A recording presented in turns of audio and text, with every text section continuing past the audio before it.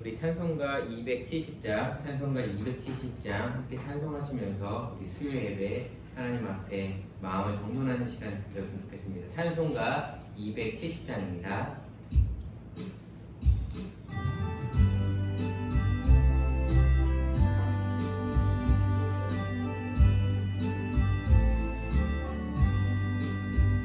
편찮는 주님의 사랑과 거룩한 보혈의 공로를 우리가 찬양을 합시다. 주님을 만나볼 때까지 예수는 우리를 깨끗게 하시는 주시니 그의 피 우리를 눈보다 더 희게 하셨네. 우리를 깨끗게 한 피는 무궁한 생명의 구릴새 생명의 구원을 받은 자 하나님 찬양을 합시다. 예수는 우리를 깨끗게 하시는 주시니 그의 피 우리를 눈보다 더 희게 하셨네. 주님의 거룩한 보혈을 날마다 입으로 간증해 담대히 싸우며 나가세. 천국에 들어갈 때까지 예수는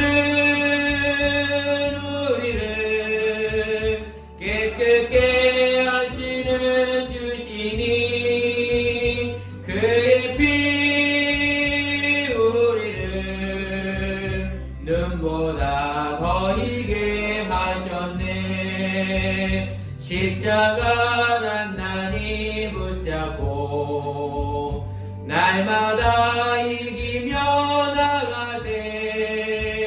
머리에 면류관 쓰고서 주 앞에 찬양할 때까지 예수는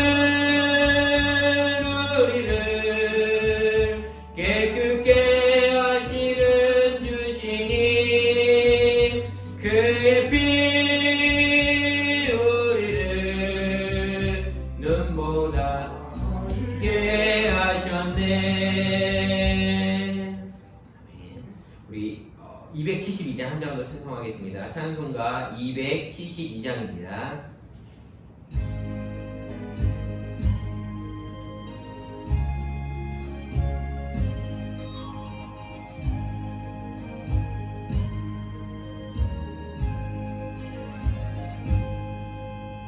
고통의 멍에 벗으려고 예수께로 나갑니다. 자유와 기쁨 베푸시는 주께로 갑니다.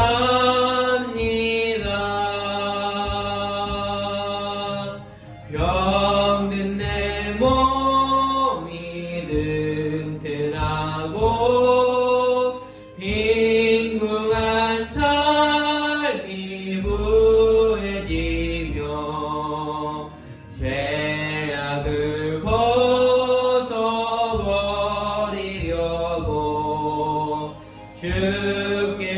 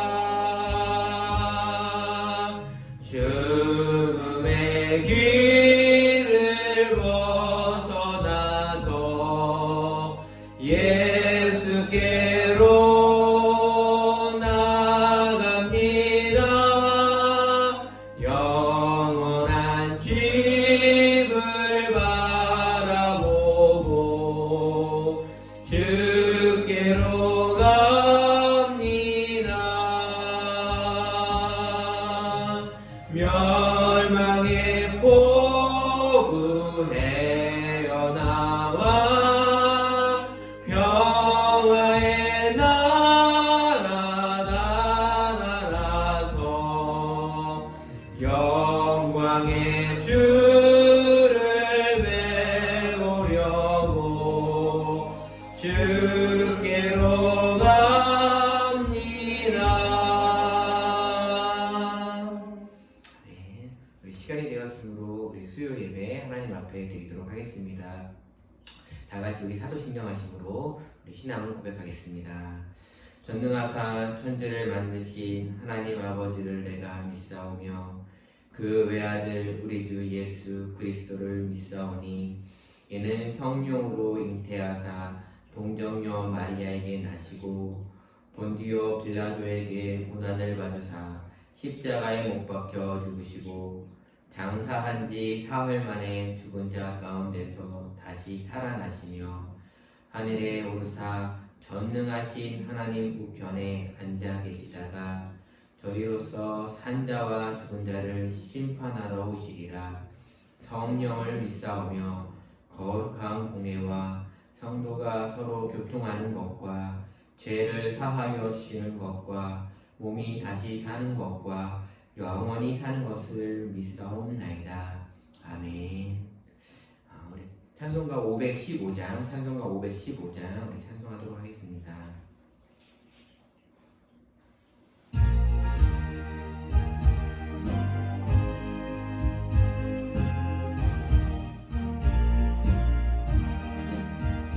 눈을 들어 하늘 보라. 어지러운 세상 중에 곳곳마다 상한 영의 탄식 소리 들려온다. 빛을 잃은 많은 사람 길을 잃고 강자처럼 길이 나니 믿는 자여 어이할고 눈을 들어 하늘 보라. 어두워진 세상 중에 외치는 자 많건만은 생명수는 말랐어라. 죄를 대속하신 주님 선한 일꾼 찾으시나 대답하리 어디 있나 믿는 자여 어이할고 눈을 들어 하늘 보라. 살아계신 주 하나님 약한 자를 부르시어 하늘 뜻을 전하셨다. 생명수는 홀로 예수 처음이요 나중이라.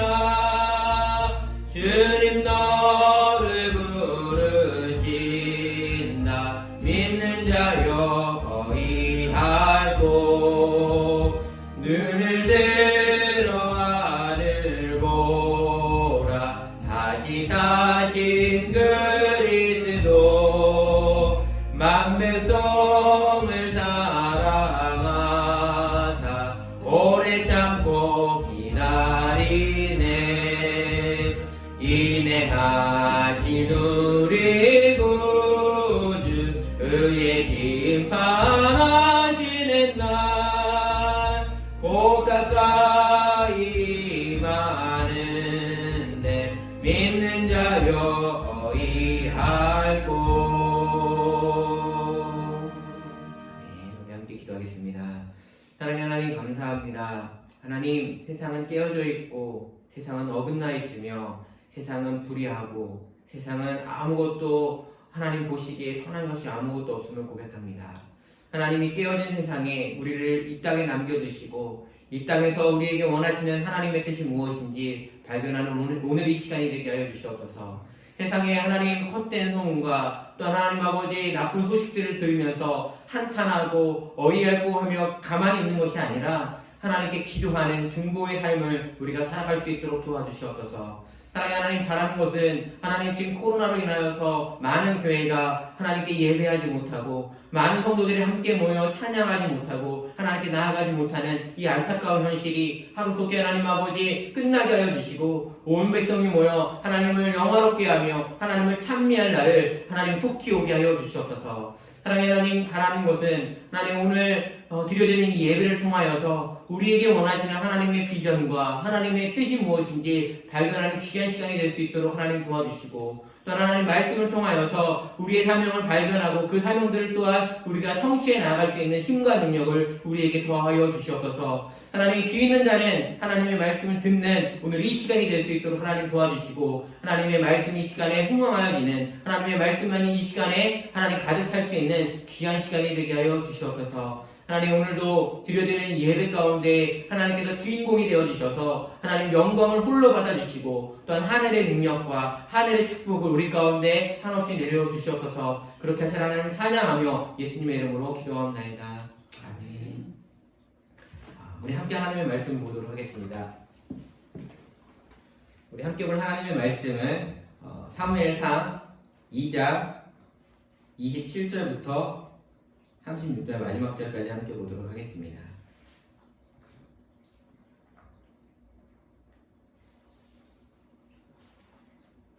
사무엘상 2장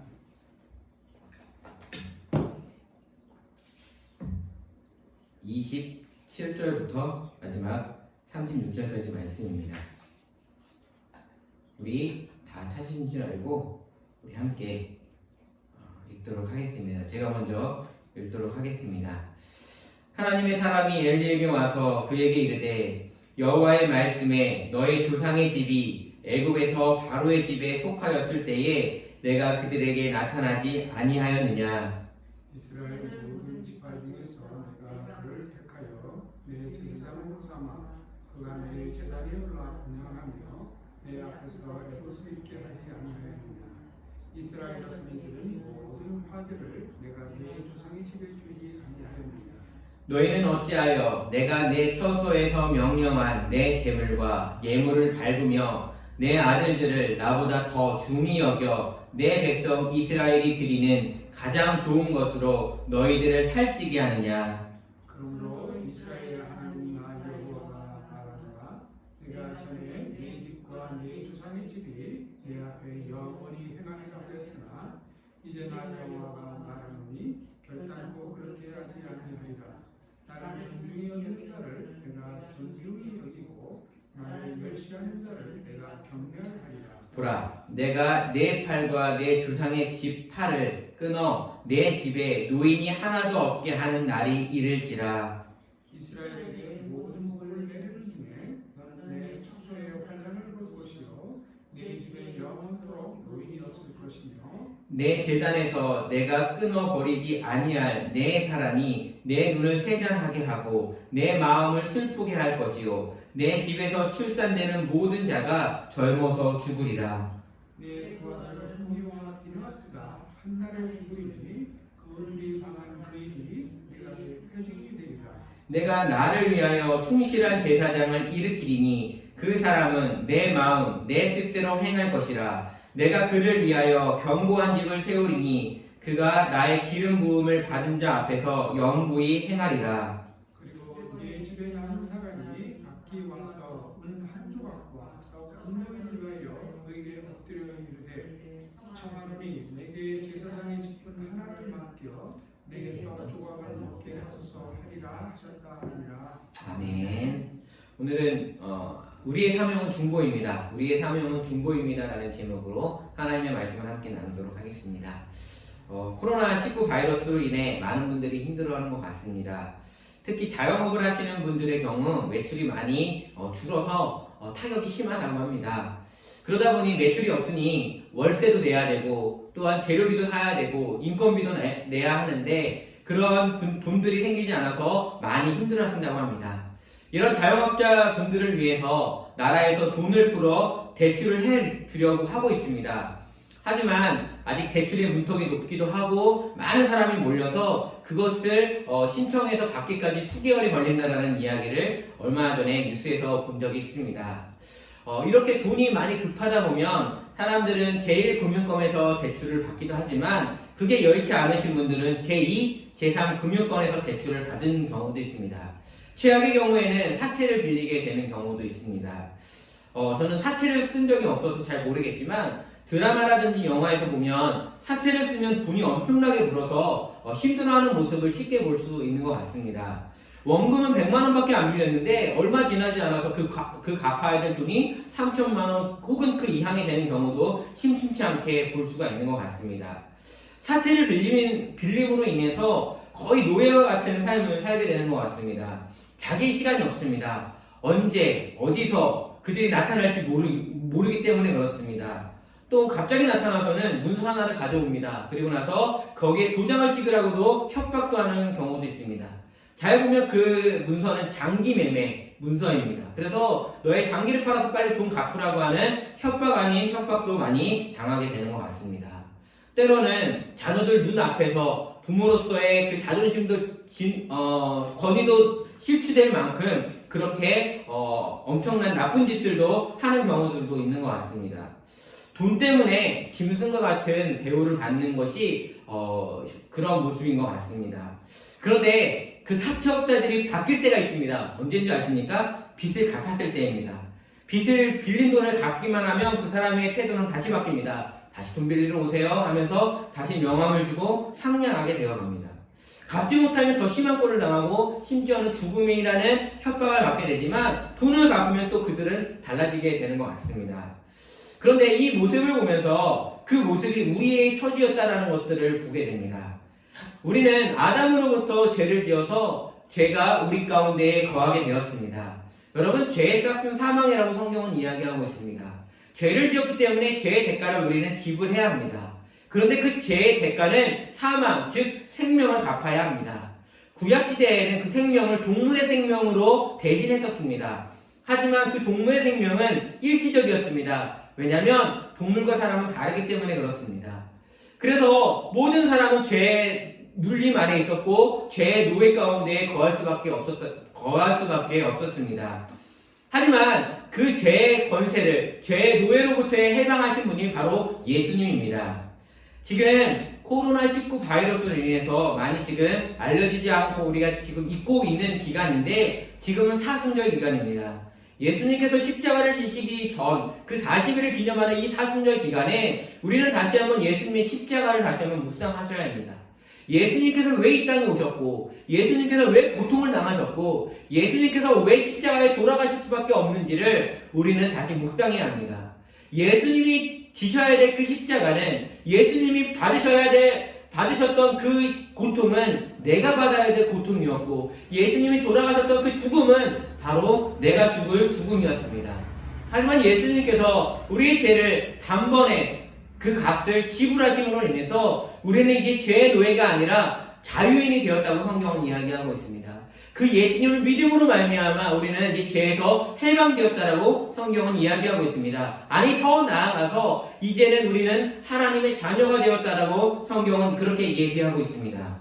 예수님의 은혜가 아니었다면, 예수님의 그 희생이 아니었다면 우리는 오늘도 죄의 노예 아래서, 죄의 권세 아래서 힘겹게 힘들게 살아갈 수밖에 없는 죄의 모습으로 살아갈 수밖에 없는 존재들임을 여러분 잊지 않으셨으면 좋겠습니다.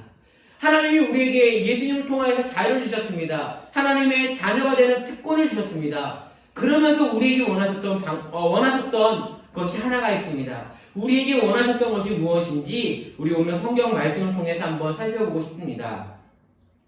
하나님은 엘리에게 하나님의 메시지를 전달하십니다.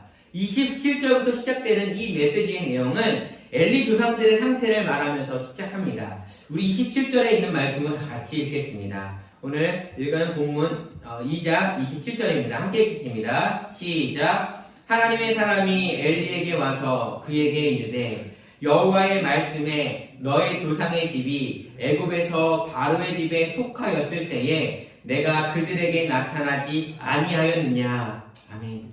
여기서 너희 조상의 집이 애굽에서 바로의 집에 속하였을 때라고 정확하게 이야기하고 있습니다. 그 부분은 이스라엘 백성이 애굽에서 종살이를 할 때를 말하고 있습니다. 그들의 조상은 애굽에서 종살이를 하는 노예였습니다. 그들은 매일 고된 노역으로 힘들어했습니다. 문헌에 보면 그 당시에 이스라엘 백성들이 했던 노역들이 엄청나게 큰 공사들이 많았다고 합니다. 여러분, 이집트에는 7대 불가사리가 많은데 피라미드라든지 그런 것들이 참 많습니다. 엄청난 대규모 공사를 했는데 그 당시에 이 이스라엘 백성이 그런 공사들을 했다라는 것입니다. 성경에 보니까 이들에게는요, 나중에는 집도 주지 않고요, 그 집도 구해가지고 벽돌을 만들라고 할 정도로 고된 노동과 고된 그 노동력을 착취하고 있는 바로의 모습을 우리는 볼 수 있습니다. 이 사람들이 얼마나 고통스럽고 고단했는지 그들이 하나님께 기도합니다. 하나님, 우리 너무 힘듭니다. 하나님, 우리 너무나도 박해받고 있는 것이 너무나도 힘듭니다. 라고 그렇게 기도하고 있는 거예요. 그때 하나님께서는 그들의 울부짖음에 응답하신 것이 바로 출애굽 사건입니다. 노예의 상태에서 고통받고 있는 그들에게 하나님이 나타나셨다는 것입니다. 여기서 나타났다는 것은요, 그냥 하나님이 나타났다는 것을 끝나는 것이 아니라 그들을 노예의 상태에서 구원하셨다는 것입니다. 하나님이 나타나셔서 그들의 문제를 해결해 주셨다라고 이야기합니다. 노예 생활을 끝내셨다라고 이야기합니다. 출애굽기를 보면 하나님은 10가지의 재앙을 통해서 이 바로에게 하나님의 있음을 나타내셨습니다. 하나님이 이집트의 신보다 더 위에 있고 뛰어나다는 것들에 대해서 이야기를 하셨다는 것입니다. 그러면서 이스라엘에게는 너희들을 믿는, 너희가 섬기는 하나님이 얼마나 대단한지도 이야기를 하셨습니다. 그러면서 그들에게 이 10가지 재앙을 통하여서 하나님이 구원시켜 주셨다는 것들도 계속해서 이야기하고 있다는 것입니다. 하나님이 나타나셔서 그들의 노예 삶을 해방시켜 주셨습니다. 그러면서 28절에는 엘리 집안을 통해서 원하신 바를 말씀하고 있습니다. 하나님은 엘리 집안에게 제사장으로서의 직분을 맡기셨다라고 28절에 이야기를 하고 있습니다. 그러면서 제사장의 3가지 직무를 이야기를 하고 있는데 우리 28절을 한번 같이 읽어보겠습니다. 28절을 읽겠습니다. 시작. 이스라엘 모든 지파 중에서 내가 그를 택하여 내 제사장으로 삼아 그가 내 제단에 올라 분향하며 내 앞에서 에봇을 입게 하지 아니하였느냐. 이스라엘 자손이 드리는 모든 화제를 내가 내 조상의 집에 주지 아니하였느냐. 여기서 3가지가 나오는데 첫 번째는 내 단에 오르는 것, 하나님의 단에 오르는 것에 대해서 이야기를 하고 있고요. 두 번째는 분양하는 것에 대해서도 이야기를 하고 있습니다. 그리고 마지막 3번째는 내 앞에서 에봇을 입는 것에 대해서 이야기하고 있습니다. 제사장의 이 3가지 직분을 하나씩 한번 살펴보면 첫 번째, 내 단에 오른다라는 것은요, 제사를 드리기를 원하는 사람이 동물을 가져옵니다. 그리고 나서 그 동물을 제사 드리는 사람은 가져온 사람이 제사하지 않습니다. 그 동물의 주인이 제사하지 않습니다. 하나님께 제사를 드릴 때 그 제사하는 사람은 제사장이 하고 있습니다. 동물의 주인은요, 자신의 죄를 그 동물에게 전가시키기만 할 뿐, 죽이기만 할 뿐, 제사를 드리는 사람은 제사장이 했습니다. 제사장은 그 제물을 가지고 하나님 앞에 나아가서 그 인간, 그 주인이 지은 죄를 대속해주는, 정말 그 제사를 해주는 하나님과 사이를 이어주는 중보의 역할을 하고 있었다는 거예요. 두 번째, 분향이라는 것은 뭐냐면요, 백성이 하나님께 올리는 간구를 이야기합니다. 요한계시록을 보면 성도의 기도를 향로에 담아 하나님께 가져가는 천사의 모습에 대해서 이야기하고 있습니다. 분향이라는 것은 기도입니다. 성도들의 그 기도입니다. 그 기도들을 제사장은 하나님께 올려드리는 역할을 하고 있었다는 것입니다.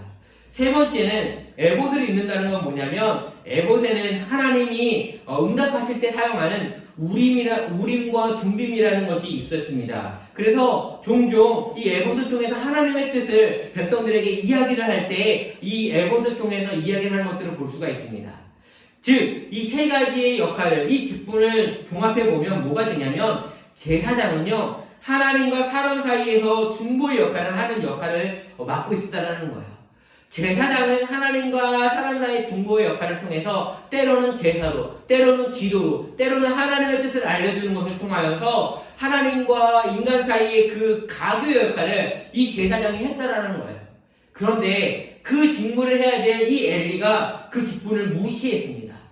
그 직분을 무시하자 나타난 것이 세 가지를 이야기를 합니다. 이 세 가지는 저주이고 심판이었습니다. 31절부터 36절에 보면 엘리 가문에 대한 하나님의 심판이 구체적으로 기록되고 있는데, 첫 번째는 뭐냐면 엘리의 후손들이 젊어서 또는 어떤 사본에는 칼에 맞아 죽는다라는 이야기가 기록되어 있다라는 거예요. 두 번째는 엘리의 후손들이 제사장 가문의 명예에 걸맞지 않는 부끄러운 삶을 살게 될 것들에 대해서도 이야기를 하고 있습니다. 36절에 보면 우리가 읽은 36절 말고 새 번역 버전으로 제가 읽어드리겠습니다. 새 번역 36절에 보면 그때에 너희 집에서 살아남은 자들은 돈 몇 푼과 빵 한 덩이를 얻어 먹으려고 그에게 엎드려서 제사장 자리나 하나 맡겨주셔서 밥이나 굶지 않고 살게 하여 주십시오 하고 간청할 것이다 라고 이야기를 하고 있습니다. 그러니까 이 엘리의 제사장의 그 후예들은 나중에 돼서는 이 제사장의 직분도 제대로 할 수가 없어서 어떻게 하냐면 다른 사람들에게 구걸하는, 제사장의 역할을 할 수 있게 구걸하는 모습으로 전락한다는 것들을 이야기를 하고 있습니다. 세 번째는 엘리 가문은 하나님이 이스라엘에게 베푸시는 축복에 참여하지 못하고 그 축복을 부러운 눈으로 구경만 하게 될 것임을 이야기하고 있다는 거예요. 이 저주의 세 가지를요, 아브라함에게 주셨던 복의 세 가지와 매칭시킬 수가 있는 것 같아요. 창세기를 보면 하나님은 아브라함에게 복을 말씀하셨습니다. 하나님께서 아브라함에게 말씀하신 복은 세 가지가 있는데, 첫 번째는 자녀가 많을 거야 라는 복을 주셨습니다. 두 번째는 너의 이름을 창대케 하겠다라는 복을 주셨습니다. 세 번째는 너를 통해 많은 민족이 복을 받게 될 거야, 너가 복의 통로가 될 거야 라는 복을 말씀하셨습니다. 그런데 이 복이 이 엘리에게 있어서는 다 반대가 되는 것들을 볼 수가 있습니다. 엘리는요, 자녀가 많겠다라는 아브라함의 복이요, 엘리에게는요, 자손이 일찍 죽는 것으로 이야기가 바뀌어지게 됩니다.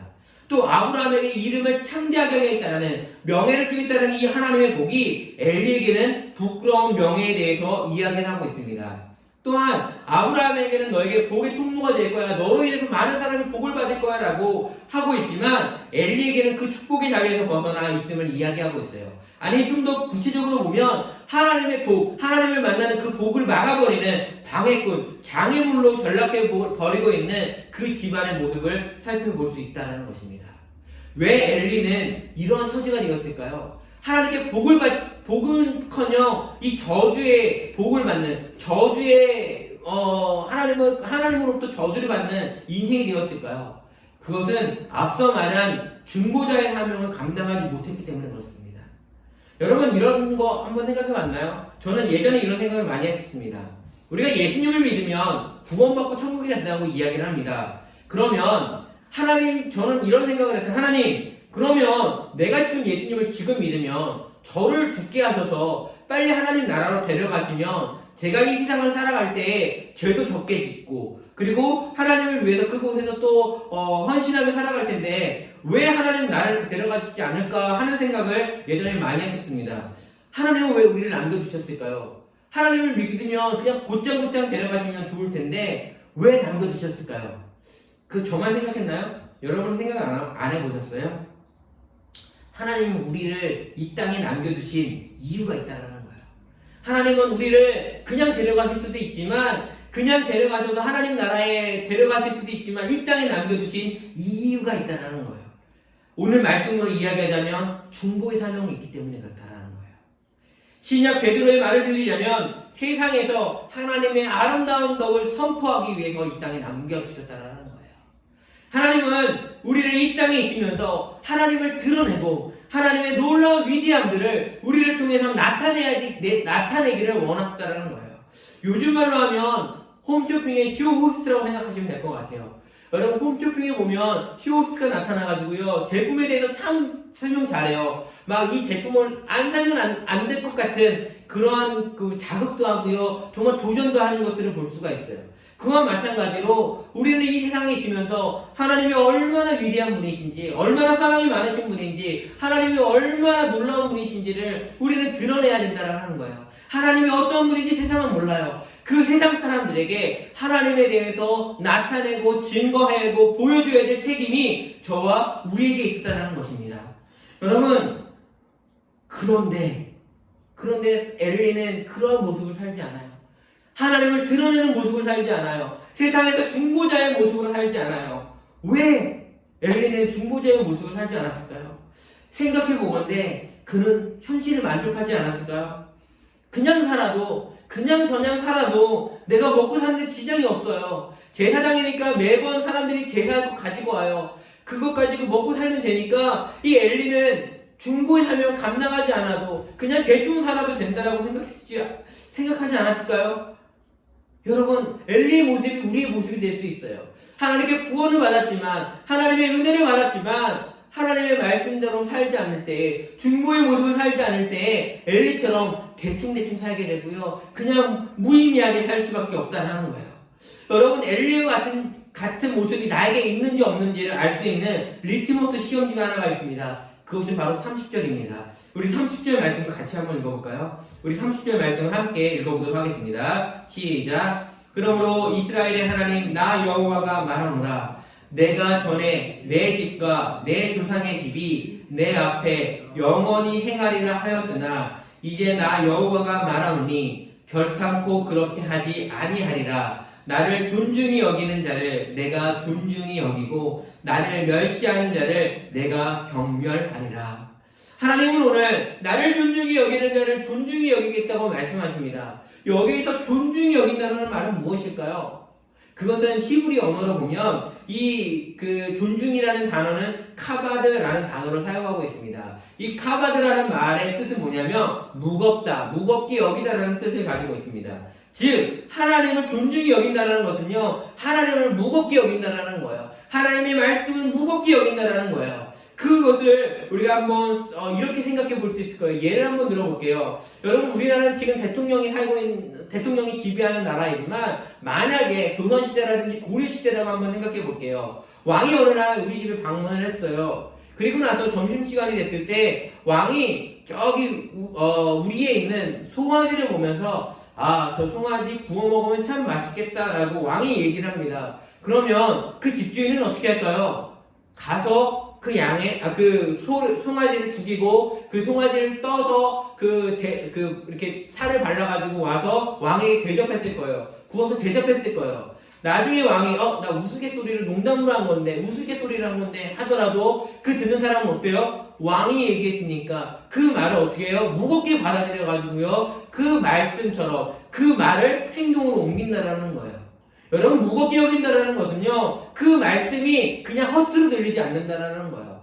왕이 얘기한 것을 헛으로 들을 수 있을까요? 대통령이 이야기한 것을 헛으로 들을 수 있을까요? 전 농담인 줄 알았어요. 얘기할 수 있는 사람이 몇이나 될까요? 국무총리라든지 아무 높으신 분들이 얘기하는 그 말에 나는 농담으로 알았어요 하는 사람이 얼마나 될 거냐고요. 그런데 하나님의 말씀을 우리는 너무나도 헛으로 듣는 경우가 많아요. 하나님께서 말씀하신 것에 대해서 우리는 저는 몰랐는데요, 저는 그 농담인 줄 알았네요, 농담으로 알았는데요 라고 얼마나 얘기할 수 있겠냐라는 거예요. 그것은 하나님의 말씀을 우리가 너무 가볍게 여긴다라는 거예요. 하나님의 말씀에 대해서 우리는 너무나 하찮게 여긴다라는 거예요. 여러분, 좀 더 다른 이야기를 한번 이야기할게요. 여러분, 우리나라는 참 우리 기독교인들, 저도 비롯하지만 많은 분들이 하나님을 참 무시하는 것 같아요.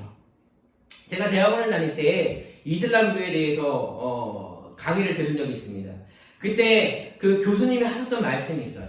여러분, 이슬람 사람들, 이슬람교를 믿는 그 무슬림들이 생활하는 모습에 대해서 이야기를 하셨어요. 여러분, 여기 성경책이 있습니다. 이 성경책 여러분 어떻게 주시나요? 이 이슬람을 믿는 사람들의 믿는 그 성경, 그 코란이라고도 하고 꾸란이라고 하는 이 성경을 이슬람 사람들은 절대 가슴 아래로 두지 않는다고요. 가슴 아래로 성경책을, 꾸란을 절대 놓지 않는데요. 이 사람들은 이 성경책을 높은 선반에 두거나 내 눈높이에 두지 절대로 땅바닥에 두는 일은 절대 없다고 합니다. 왜요? 하나님의 말씀이기 때문에, 알라의 가르침이기 때문에 이것은 절대로 자신의 밑에 두지 않는데요. 여러분, 한번 우리를 생각해 보자고요. 우리는 이 성경책을 어떻게 관리하시나요?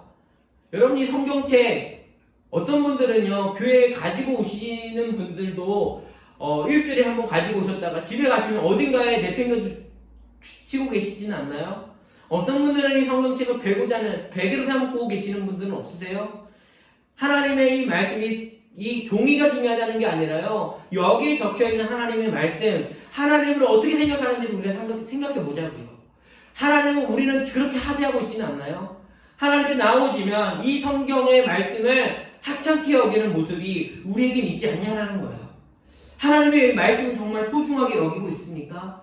하나님의 말씀이 정말 무거워서 하나님이 그렇게 말씀하시면은 그 말씀이 너무나도 내가 눌려서 그 말씀 때문에 힘들어서 하나님이 말씀하신 것 때문에 내가 너무나도 힘들어요. 하나님 어떻게 할까요? 그러면 내가 어떻게 하면 좋을까요? 라고 그렇게 기도하며 나아가는 그 모습이 우리에게 있냐고요. 하나님이 우리에게 주셨던 그 마음들을 됐어. 하나님이 말씀하시는 거에 가볍게 여기는 모습이 우리에겐 있지 않을까요? 가볍게 여긴다면 그것은 엘리의 모습과 같을 거예요. 하나님의 말씀, 하나님을 존중히 여기지 못하는 것은 너무 우리가 엘리의 모습을 따라가고 있다는 거예요. 여러분, 하나님의 말씀을 무시하기 시작하면 나타나는 것이 하나가 있는데 그것은 하나님이 아닌 다른 것들을 소중히 여기게 된다는 거예요. 여러분, 엘리는 자식이었어요. 엘리는 자식을 너무나도 소중히 여겼어요. 하나님조차도 너가 나보다 자식들을 사랑했다라고 고백할 정도로 엘리는 자식들을 하나님보다 더 높이 두었어요. 어떤 사람들에게는 성공이 될 수 있어요. 하나님, 저는 하나님보다 성공이 더 중요해요. 어떤 분들은 돈일 거예요. 하나님, 나는 하나님보다 돈이 더 중요해요. 어떤 분들은 권력일 거고, 명예일 거고, 건강일 거고, 외모일 거고, 다른 어떤 것일 거예요. 우리가 하나님보다 더 소중하게 무겁게 여기는 것, 하나님을 무겁게 여기지 않으면 우리는 하나님보다 더 무겁게 여기는 어떤 것들을 가지게 된다는 거예요. 여러분, 하나님을 무겁게 여기셨으면 좋겠습니다. 하나님을 존중히 여기셨으면 좋겠습니다. 그때 하나님도 우리를 존중히 여겨주신대요. 여러분, 하나님이 이 땅에 우리에게 맡기신 사명은 뭔지 아세요? 이 땅에 남겨두신 이유가 뭔지 아세요? 아까 이야기했듯이 중보예요. 하나님은 우리를 이 땅에 남겨두시면서 우리에게 중보의 역할을, 중보의 사명을 감당하기를 원하신다는 거예요. 너희 한 사람 잘 먹고 잘 사는 것으로 끝나는 것이 아니라는 거예요. 나 혼자 잘 먹고 잘 살면 끝입니다가 아니에요. 나 혼자 잘 먹고 잘 살면 끝이 아니라는 거예요. 여러분, 나 혼자 코로나 안 걸려서 다행이야가 아니라고요. 하나님이 우리에게 원하시는 것은요, 하나님의 마음을 가지고 중보하라는 거예요. 여러분, 성경 말씀을 한번 보자고요. 계속해서 하나님이 우리에게 말씀하시는 건 뭐냐면 믿지 못하는 사람들, 잃어버린 양에 대해서 계속해서 말씀하세요. 잃어버린 양이 아직도 저렇게 많은데 라고 말씀하고 있어요. 우리가 아까 찬송했던 515장에 보면 믿는 자여 어이할꼬라는 그 아버지의 마음을 여러분이 보셔야 돼요.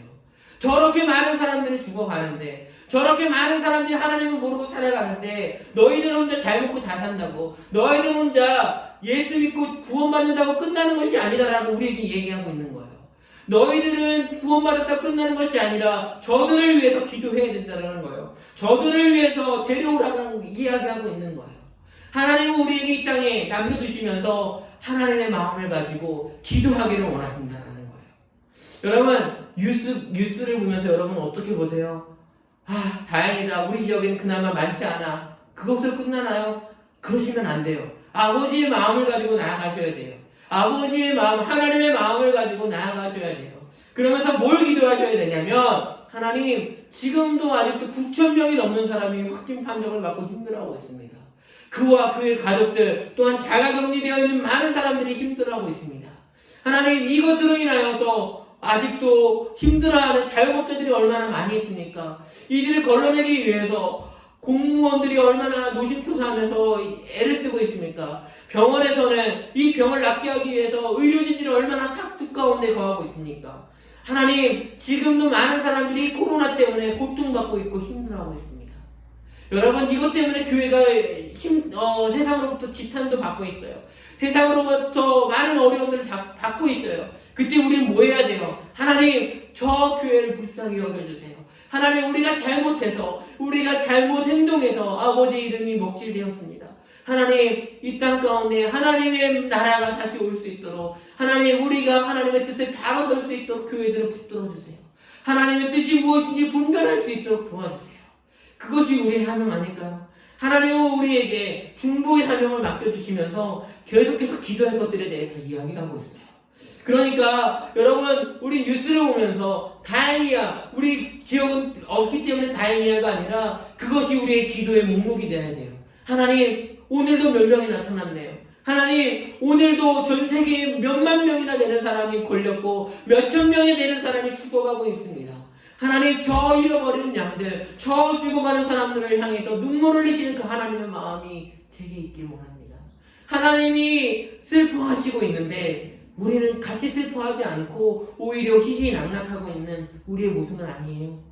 하나님은 오늘도 그것이 빨리 끝나서 함께 예배하고 함께 기도하고 함께 찬양하는 그 날을 기다리고 계시는데, 우리는 집에서 예배드리는 것이 너무나 익숙해서 이제는 집에서 영상으로 예배드리는 것에 너무나도 당연시 여겨서 코로나가 종식이 안 됐으면 하는 마음이 은연중에 우리에게 있는 건 아닌가요? 하나님이 우리에게 주시는 마음, 우리에게 주시는 마음들이 우리에게 회복되었으면 좋겠어요. 아버지가 우리에게 주시는 그 마음들이 회복되고 그것들을 위해 중보하는 우리 모두가 되었으면 좋겠습니다. 우리에게 하나님께서 원하시는 것은 깨어진 세상에, 이 힘든 세상에, 이 어려워진 세상에 기도자로 살기를 원하신다는 거예요. 세상과 하나님 사이에 그 가부의 역할을 우리가 감당하기를 원하신다는 거예요. 그래서 우리가 이 땅 가운데 거하면서 기도할 것은, 하나님 저를 중보자로 삼아주셔서 감사합니다. 이제는 그 중보자의 삶을 내가 살아가겠습니다. 아버지의 마음이 있는 곳에, 아버지의 시선이 있는 곳에 내 시선이 있고 내 마음이 있기를 원합니다. 하나님이 기뻐하시는 것은 함께 기뻐하는 마음이 나에게도 있기를 원합니다.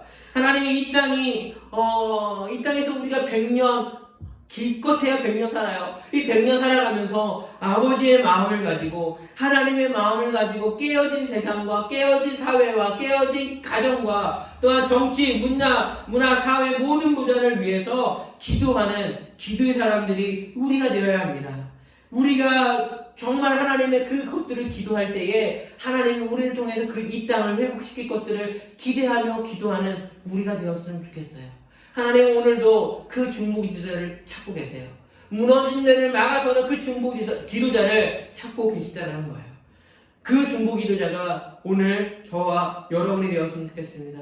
우리가 다시 한번 다짐했으면 좋겠어요. 하나님, 우리가 뉴스를 보면서 세상에 깨어진 것들을 보면서 그냥 흘러가는 것이 아니라 그것들을 위해서 기도하는, 하나님을 위해서 기도하는, 하나님의 나라가 오기를 기대하는, 또한 깨어진 것들이 다시 회복되기를 기도하는 아버지의 마음과 아버지의 그 은혜들을 가지고 기도하는 우리 모두가 되기를 원합니다라고 기도하는 우리 모두가 되었으면 좋겠습니다. 그런 우리 중보 기도자의 모습을 이 땅 가운데 아름답게 살아드리는 저와 여러분이 되게 주님의 이름으로 축원합니다. 기도하겠습니다.